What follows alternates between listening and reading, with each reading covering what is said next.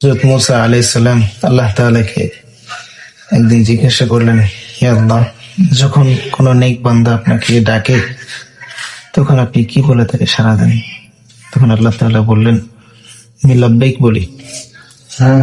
অতঃপর মুসা আলাইহিস সালাম পুনরায় আবার প্রশ্ন করলেন, হে আল্লাহ, যখন কোন গুনাহগার বান্দা আপনাকে ডাকে তখন আপনি তাদের ডাকে কিভাবে সাড়া দেন?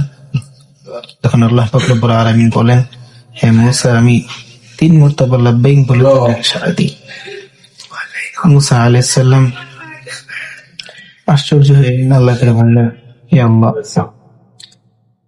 নেক বান্দা আপনাকে ডাকলে আপনি একবার সাড়া দেন, অথচ গুনাহগার বান্দা আপনাকে যখন ডাকে আপনি 3 মর্তবা তাকে সাড়া দেন। তখন আল্লাহ তাআলা বললেন, হে মুসা, নেক বান্দা তো তার আপন নেকের উপর ভরসা রাখে, অথচ গুনাহগার বান্দা যখন আমাকে ডাকে আমার রহমতের উপর ভরসা রেখে সে আমাকে স্মরণ করে।